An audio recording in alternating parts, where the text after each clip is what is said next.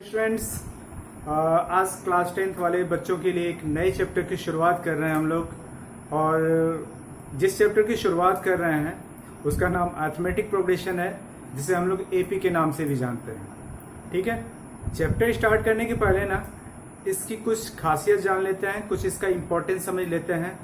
क्या इम्पोर्टेंस है इस चैप्टर का? देखो, 10th के बाद आप लोग 11th में जाओगे, 12th में जाओगे। 11 12th में तो इससे क्वेश्चन होगा ही होगा।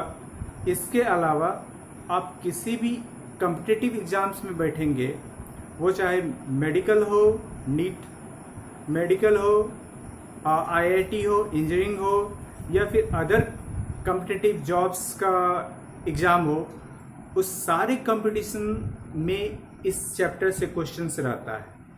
तो यही चीज़ ना इस चैप्टर को ज़्यादा इंटरेस्टिंग बना देता है।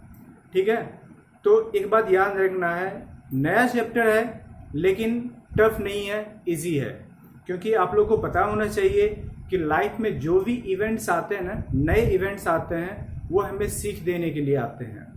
और अगर कोई नया इवेंट्स आ रहा है, कुछ नया चीज़ हो रहा है, तो मतलब समझो वो अपॉर्चुनिटी मुझे मिल रही है, मतलब आप सभी लोगों को मिल रही है, जिससे कि आप लोगों का आगे का भविष्य का रास्ता ओपन हो रहा है। ठीक है, तो एपी को स्टार्ट करने के पहले ना कुछ इसके टर्म्स है जो मैंने बोर्ड पे ऑलरेडी लिखा हुआ है पहले से। कुछ इसके टर्म्स हैं जो इसके पहले पढ़ना चाहिए। ठीक है, जिससे एपी रिलेटेड है उसको मैं पहले स्टार्ट करता हूँ।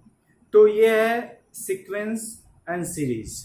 ठीक है, सीक्वेंस का डेफिनेशन समझेंगे, वो समझेंगे, उसके बाद सीरीज देखते हैं। ठीक है, सीक्वेंस को देखते हैं हम लोग। मैंने लिखा भी है। एक बात ध्यान रखना, कभी कभी हो सकता है ना कि वीडियो ब्लर करे, क्योंकि मैं HD क्वालिटी वीडियो नहीं बना रहा हूँ, ये SD क्वालिटी वीडियो है।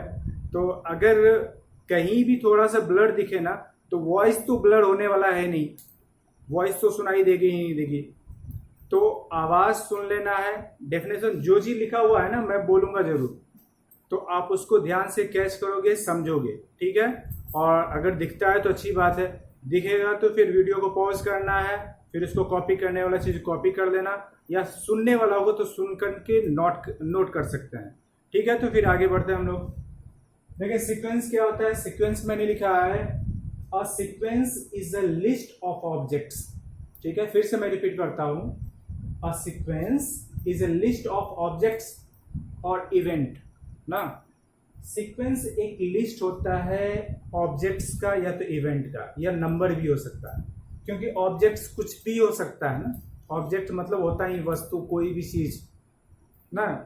किसी भी चीज का एक लिस्ट होता है, किसी भी नंबर का समझो, या फिर अल्फा न्यूमेरिक नंबर हो सकता है, कोई भी ऑब्जेक्ट, समझ रहे हो ना।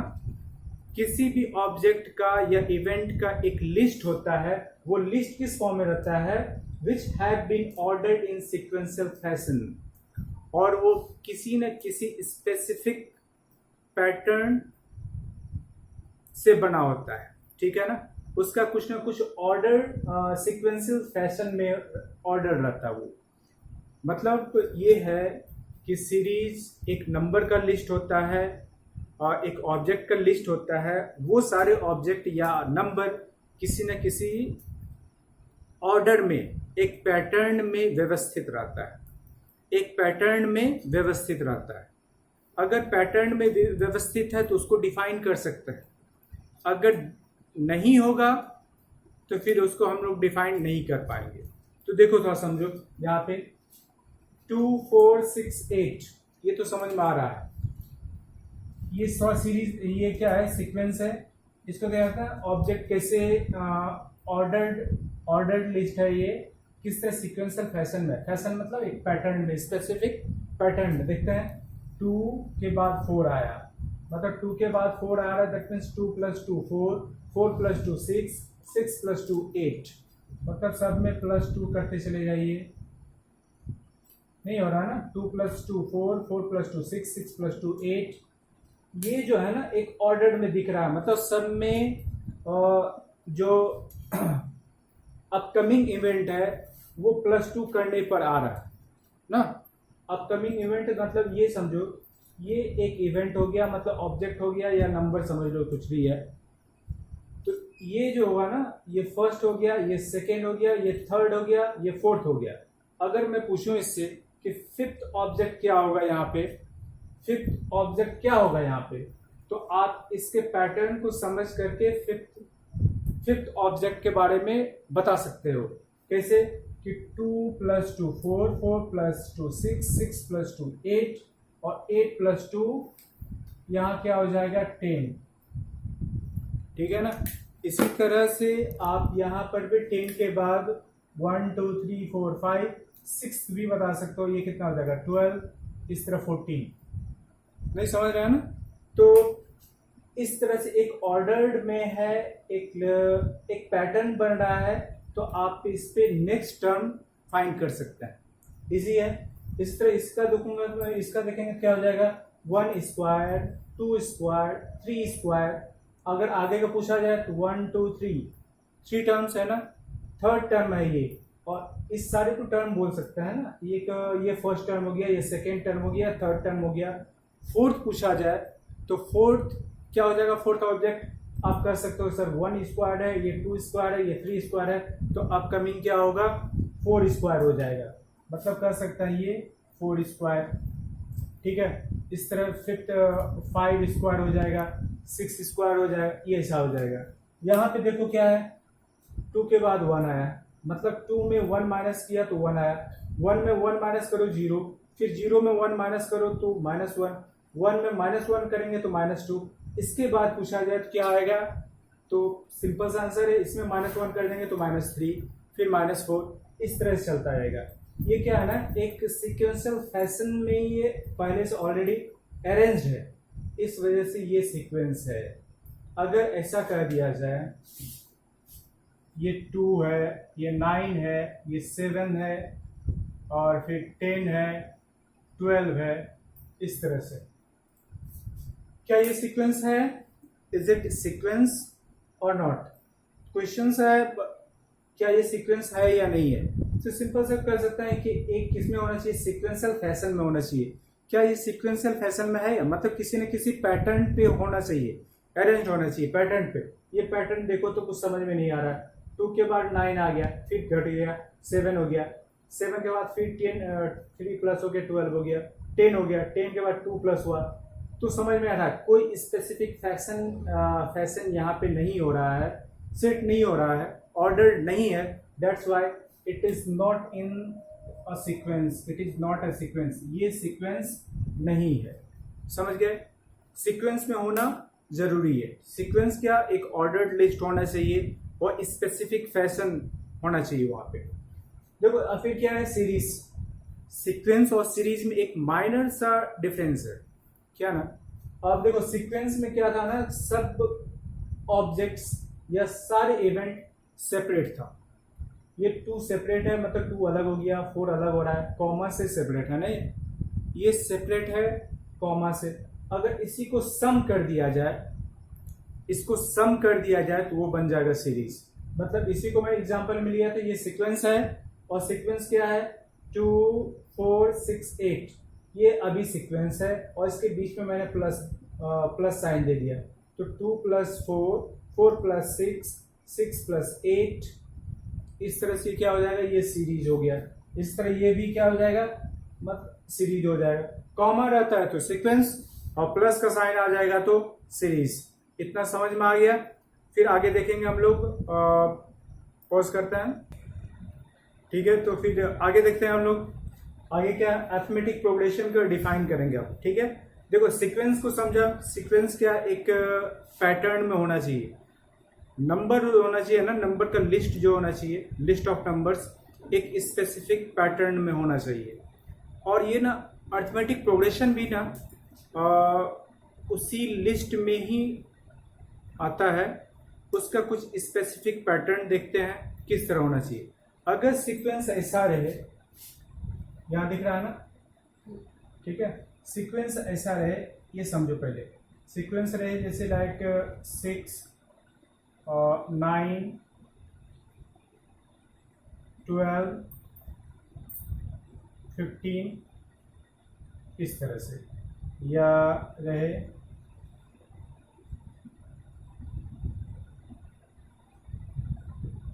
इस तरह से रहे। यहाँ पे देखते हैं क्या हो रहा है, ठीक है। यहाँ पहले देख लेते हैं, बाद में इसको देखना है, पहले इसको समझो। 6, 9, 12, 15, इसमें देखो क्या है ना कि 6 का ये जो ना ये ऑब्जेक्ट है ना, इसको टर्म बोलेंगे। ये फर्स्ट टर्म, ये सेकेंड टर्म, ये थर्ड टर्म और ये फोर्थ टर्म, इस तरह 5th, 6th, 7th इस तरह आते रहेगा। ये first, second, third, fourth and 5th, 6th इस तरह कंटिन्यू रहेगा। तो फर्स्ट टर्म में देखो कुछ स्पेसिफिक नंबर है, प्लस करने पर 9 आया है, मतलब इसमें 3 प्लस किया तो 9 आया, फिर इसमें 3 प्लस किया तो 12 आया, फिर इसमें 3 प्लस किया तो 15 आया। तो आगे का जो टर्म होगा इस तरह 3 प्लस करेंगे तो हम लोग क्या 18 आएगा, फिर 21 आएगा। एक फिक्स नंबर प्लस करने के बाद ही प्रीसीडिंग नंबर में एक फिक्स नंबर प्लस करते हैं तो अपकमिंग नंबर आ रहा है यहाँ पे, ठीक है। इस तरह से सीक्वेंस ही हम लोग पढ़ेंगे जिसमें प्रीसीडिंग नंबर में एक फिक्स नंबर प्लस करने पर आता हो। प्रीसीडिंग नंबर 6 था, 6 में 3 प्लस किया तो 9 आया, 9 में 3 प्लस किया 12, 12 में 3 प्लस किया 15, इस तरह का सीक्वेंस बन रहा है। तो ऐसी सीक्वेंस को बोलेंगे अरिथमेटिक प्रोग्रेशन, ठीक है। तो ये अरिथमेटिक प्रोग्रेशन में है। और इसमें देखेंगे, इसमें फिक्स नंबर देखो 8, 16, इसमें भी 8 प्लस कर दिया, इसमें भी 8 प्लस कर दिया, इसमें भी सब में 8 प्लस करके हमारा ये फिक्स नंबर क्या है, सब जगह 8 है ना। सभी टर्म्स के बीच का देखेंगे डिफरेंस सेम आ रहा है, सभी दो टर्म्स के बीच का डिफरेंस क्या हो रहा है ना, सेम आ रहा है। जब अगर इस तरह का कंडीशन सेट करता हो सीक्वेंस में, अगर इस तरह का कंडीशंस आता हो तब वो सीक्वेंस अरिथमेटिक प्रोग्रेशन हो जाता है, ठीक है। तो डेफिनेशन भी मैंने यहाँ पे लिखा है, आप लोग इससे नोट कर लेंगे। Arithmetic progressions, an arithmetic progression is a list of numbers, ये भी लिस्ट ऑफ नंबर्स, ये सीक्वेंस की तरह पता ही है, सीक्वेंस का एक पार्ट है ना, ठीक है। List of numbers in which each term is obtained, मतलब हर एक टर्म ऑब्टेन्ड होता है कैसे, by adding a fix number. यहां देख रहे थे ना, by adding a fix number, कोई एक फिक्स नंबर ऐड करने पर हर एक टर्म्स आता है। Adding a fix number to the preceding term except the first term, ठीक है। एक्सेप्ट द फर्स्ट टर्म मतलब फर्स्ट टर्म को रहने दीजिए, फर्स्ट टर्म के बाद एक फिक्स नंबर सभी में प्लस करते चले जाइए। फर्स्ट टर्म उसमें फिक्स नंबर प्लस किए तो सेकेंड टर्म आया, फिर सेकेंड टर्म में फिक्स नंबर प्लस करेंगे, थर्ड टर्म में आएगा, फिर उसमें फिक्स नंबर को प्लस करेंगे। एक ही नंबर को प्लस करते हैं रहने पर अगर इस तरह का आ रहा है तो ये होगा अरिथमेटिक प्रोग्रेशन, ठीक है। और इसके बीच में जो डिफरेंस आ रहा है ना, सेम डिफरेंस क्या हुआ, सेम डिफरेंस जो आ रहा है ना, इसको बोलते हैं कॉमन डिफरेंस। यहाँ लिखा हुआ है ना, this fix term is called the common difference of the AP. AP का ये कॉमन डिफरेंस होगा, it can be positive, negative और जीरो। मतलब कॉमन डिफरेंस पॉजिटिव भी हो सकता है, नेगेटिव भी हो सकता है और जीरो भी हो सकता है, ठीक है। याद रखेंगे ये लोग, ये क्वेश्चन इंपॉर्टेंट था, ऑब्जेक्टिव क्वेश्चंस में पूछे जाते हैं कि common difference can be, questions में आ जाएगा नेगेटिव, फिर आएगा दूसरे ऑप्शन में रहेगा पॉजिटिव, तीसरे ऑप्शन में रहेगा नेगेटिव पॉजिटिव बोथ, और फोर्थ नंबर में रहेगा जीरो, और फिफ्थ में ऑप्शन रहेगा ऑल ऑफ दिस करेक्ट होगा। अगर आप गलती से भी पॉजिटिव करते हैं केवल पॉजिटिव तो रॉन्ग हो जाएगा, निगेटिव करेंगे फिर भी रॉन्ग हो जाएगा, निगेटिव पॉजिटिव करेंगे फिर भी रॉन्ग हो जाएगा। मतलब तीनों हो सकता है, निगेटिव भी हो सकता है, पॉजिटिव भी हो सकता है और जीरो भी हो सकता है।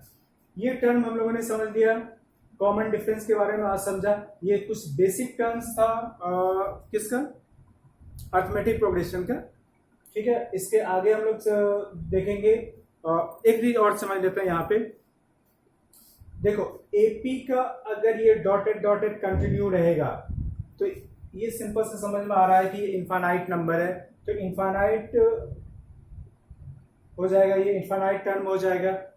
और अगर इस तरह डॉट पर कंटिन्यू रहता है तो फिर इनफाइनाइट टर्म बोलेंगे। अगर फिक्स्ड हो जाता है तो उसको फाइनाइट टर्म बोलेंगे। ठीक है, इनफाइनाइट और फाइनाइट टर्म ये पहले से भी जानते हैं। तो इस वीडियो को यहीं पर रहने देते हैं, नेक्स्ट वीडियो में इसके आगे हम लोग देखते हैं। देखिए मैंने अभी कह दिया था कि नेक्स्ट वीडियो में देखेंगे, नेक्स्ट वीडियो में नहीं देखना है, इसी वीडियो में बहुत कुछ समझना है। ठीक है, क्योंकि एक वीडियो उतना साइज का होना चाहिए, उतना लेंथ का होना चाहिए ताकि लाइव क्लास लेने में प्रॉब्लम ना हो, ताकि वीडियो जो आप देखें लाइव क्लास में उसको एक्सप्लेन किया जा सके। कुछ टर्म्स को बता के लाइव क्लास में उसको फिर पिछली क्लास में हुआ भी था हम लोगों के साथ, जब लाइव क्लास रहे थे, लाइव क्लास काफी आगे बढ़ जा रहे थे, तो थोड़ा सा और आगे बढ़ते हैं हम लोग। आज देखते हैं ना अरिथमेटिक प्रोग्रेशन का फर्स्ट टर्म को क्या डिनोट करेंगे, कैसे डिनोट करेंगे। और first term is denoted by T1। जैसे फर्स्ट टर्म रहेगा ना तो T1 बोलेंगे, इससे सेकेंड टर्म को T2 कहेंगे।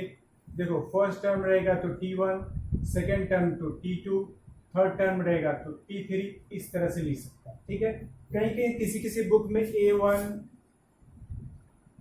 A2, A3 इस तरह भी लिखा रहता है, तो कोई फर्क नहीं पड़ता, आप कुछ भी लिखो, T1, T2, T3 ऐसे भी लिख सकते हो। T1 मतलब first term, second term, third term, या A1, A2, A3 इस तरह से भी आप इसको डिनोट कर सकते हैं, कोई फर्क नहीं पड़ने वाला है। समझ गए? तो first term is denoted by T1 या A1 भी कर सकते हो आप लोग। तो इसको फर्स्ट टर्म को A लेट कर लिया है, A फर्स्ट टर्म को A बोलेंगे। एंड कॉमन डिफरेंस, एक डिफरेंस फिक्स नंबर जो आता था ना जिसको प्लस करने पर नेक्स्ट टर्म आता था, तो कॉमन डिफरेंस को हम लोग डिनोट करेंगे D से। कॉमन डिफरेंस D हो गया। तो general form of AP find करेंगे। जनरल फॉर्म ऑफ AP का जनरल टर्म जो होता है, जनरल टर्म AP का और कैसे फाइंड करेंगे हम लोग, इसको देखते हैं। क्या देखा था, फर्स्ट टर्म को रहने देना है, फर्स्ट टर्म को छोड़ देना है। ठीक है, कुछ था लगता है, फर्स्ट टर्म को रहने देना है, फर्स्ट टर्म। उसके बाद फिर सेकेंड टर्म में क्या करते हैं, एक फिक्स नंबर ऐड करते हैं। फिक्स नंबर क्या है, D है ना, कॉमन डिफरेंस इसमें ऐड करेंगे तो A प्लस D। ठीक है, अब ये हो गया ना सेकेंड टर्म, ये हो गया फर्स्ट टर्म T1। ठीक है, A। अब सेकेंड टर्म फाइंड करेंगे T2, तो क्या करेंगे, फिक्स नंबर को ऐड करते हैं तो D ऐड करेंगे इसमें तो A प्लस D। इस तरह T3 फाइंड करेंगे तो देखो क्या हो जाएगा, तो A प्लस D तो था ही, इसमें D और प्लस कर दिया, एक और D प्लस कर दिया, तो D कितना हो गया, 2D ना, तो A प्लस 2D। इस तरह T4 फाइंड करेंगे, कितना हो जाएगा, A प्लस 3D। और इस तरह करके करने में कितना, ये Tn मतलब nth टर्म है, ये जो है ना, ये कौन सा टर्म है, nth टर्म है। तो Tn इज इक्वल टू क्या हो जाएगा, A plus n minus 1 into D। समझ में आया? ये Tn मतलब nth टर्म में क्या करेंगे, D एक कम हो जाएगा ना, T2 फाइंड किए तो A plus D, second term था तो A plus D, third term था A plus 2D, third term है तो A plus 2D, fourth term है तो A प्लस 3D, तो n टर्म क्या हो जाएगा, n माइनस 1 इंटू D। समझ में आ रहा है ना, n माइनस 1 इंटू D। तो यहां से ये जनरल टर्म क्या हो जाएगा, A plus D, A plus 2D, A plus 3D and so on, इस तरह कंटिन्यू रहेगा। ये क्या हो जाएगा, इनफाइनाइट टर्म है ना, ये इनफाइनाइट टर्म है। अगर ये फिक्स्ड हो जाए, यहां देखो n टर्म तक लिया, n टर्म तो ये फिक्स्ड हो गया ना, इस कंडीशन में इसको कर सकते हैं, ये फाइनाइट टर्म है। अगर ये कंटिन्यू है एंड कंटिन्यू है, कोई इसका फिक्स्ड नंबर नहीं है, पता नहीं है Tn कहां तक जाएगा, इस कंडीशन में ये क्या हो जाएगा, इनफाइनाइट टर्म है। ठीक है, क्लियर है ना? तो कुछ ऐसे हम लोग याद रखना है। AP इसलिए भी आसान है ना क्योंकि इसका बेसिक फंडा जो है, बेसिक स्ट्रक्चर डिपेंड करता है फर्स्ट टर्म और कॉमन डिफरेंस पे। मतलब AP को अगर तोड़ना हो ना, AP कितना ही टफ क्यों ना हो, इसको बहुत इजी किया जा सकता है अगर आपको पता हो फर्स्ट टर्म और कॉमन डिफरेंस, फर्स्ट टर्म और कॉमन डिफरेंस है ना, तो आप एपी फाइंड कर लो। उसके बाद जो फाइंड करना है, देखो टी एन इजिली फाइंड हो जाएगा, A plus N minus one into D. तो ए और डी पता होना चाहिए, ए और डी पता होना चाहिए। चलो ए और डी हम लोग फाइंड पता करके ना, ए और डी गिवन रहता है, तो हम लोग एपी कैसे फाइंड करेंगे इसको समझेंगे अभी। ठीक है, हो गया। देखो कंडीशन याद दिया हुआ, if A equal to 3, A that means first term, अभी बता दिया था ना, ए है 3 and D that means D क्या है, कॉमन डिफरेंस। फर्स्ट टर्म 3 है, कॉमन डिफरेंस 4 है, तो फाइंड करना एपी। एपी का जनरल टर्म क्या होता है, जनरल फॉर्म क्या होता है एपी का, ए प्लस डी, ए प्लस 2d, ए प्लस 3d, ऐसे चलते रहता है ना। तो इसी पे सेट कर दो ना, ए कितना है 3 में डी प्लस करो, 3 में डी प्लस करेंगे कितना हो जाएगा 3 प्लस 4, ये फिर कितना 3 प्लस 2 इंटू 4। ठीक है, इसको ठीक से लिख देते हैं। और फिर क्या हो जाएगा 3 प्लस ये तो इतना है ना, इससे मैं डी प्लस कर सकता है, मतलब क्या 3d ना, 3 इंटू 4 एंड सो ऑन। ठीक है, ये हो जाएगा 3 7 और 4 2 जा 8 प्लस 3 11, 4 3 जा 12 प्लस 3 15 ना। ठीक है, ये हो गया एपी। अब चेक करके देख लेते हैं कॉमन डिफरेंस सेम है या नहीं है। 3 में 4 प्लस करो, 7 में 4 प्लस करो, 11 में 4 प्लस करो, फिर 15, मतलब ये सही है। ठीक है, इस तरह से एपी हम लोग फाइंड कर सकते हैं। ठीक है, और कुछ ऐसे कंडीशन में हम लोग चेक भी करना सीखेंगे।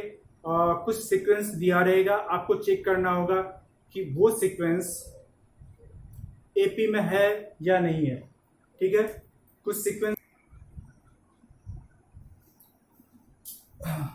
इस तरह से आप लोगों ने देखा, ए और डी गिवन रहता है, तो एपी का जनरल फॉर्म जो है उसको फॉर्मूला पे सेट करके हम लोग एपी फाइंड कर सकते हैं। ठीक है, थोड़ा सा यहाँ देख लेते हैं। अगर बोल दिया जाए कॉमन डिफरेंस कैसे फाइंड करेंगे, ये एपी में है ना, ये एपी में है, इसमें कह दिया ए और कॉमन डिफरेंस फाइंड करो, मतलब फर्स्ट टर्म और कॉमन डिफरेंस कैसे चेक करेंगे। ये जो हो जाएगा ना, ये फर्स्ट टर्म ए हो गया। अगर डी फाइंड करना होगा, A is equal to 3, D find करना होगा, क्या करेंगे ना, और किसी भी दो टर्म, कोई भी क्या बोलेंगे, कंसेक्यूटिव दो टर्म लो, कोई भी दो कंसेक्यूटिव टर्म लो ना, कोई भी दो कंसेक्यूटिव टर्म लेना है और दोनों को माइनस कर देना है। ठीक है, दोनों को माइनस कर देना है तो फाइंड हो जाएगा डी। तो कैसे करोगे, जैसे डी फाइंड करना है तो T2 माइनस T1। ठीक है, T2 माइनस T1 करोगे तो कॉमन डिफरेंस फाइंड होगा, या T3 माइनस T2, या ये कर सकते हैं, या T3 माइनस T2, या ये भी लिख सकते हो T4 माइनस T3। ठीक है, देख रहे हैं ना, कंसेक्यूटिव टर्म है 2 और 1, 3 और 2, 4 से, मतलब 3 4 2 3 1 2, ये सब कंसेक्यूटिव टर्म है। दो टर्म को लेना है और आगे वाले टर्म से ना, नेक्स्ट टर्म में से प्रीसीडिंग टर्म को माइनस कर दीजिए तो कॉमन डिफरेंस फाइंड हो जाएगा। तो कॉमन डिफरेंस कोई एक ही समझो ना, कॉमन डिफरेंस है एपी में है ही, तो कॉमन डिफरेंस सबका सेम ही होगा। Common difference T2 minus T1, मतलब 7 minus 3 is equal to 4, 7 minus 3 is equal to 4। ठीक है ना, तो एक और एपी लेता है, एपी में हम लोग चेक करेंगे कैसे एपी में है या नहीं है, पहले ये चेक करेंगे, उसके बाद उसका कॉमन डिफरेंस और फर्स्ट टर्म फाइंड करना सीखेंगे। ठीक है ना, तो आप बने रहो, पॉज नहीं करना है, सीधा हम इसको मिटाते हैं और उसके बाद लिखते हैं।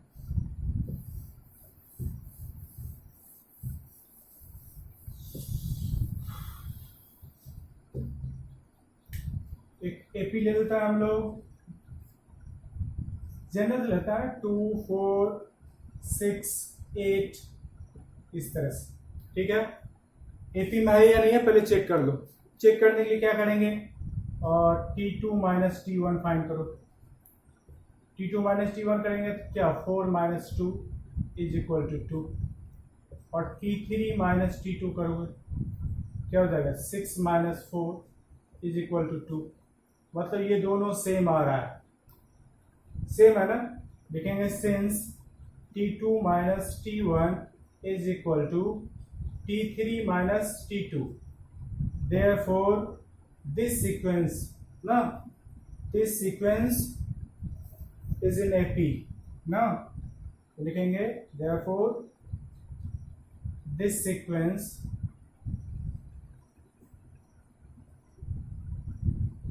is in AP में है, is in AP में हो गया।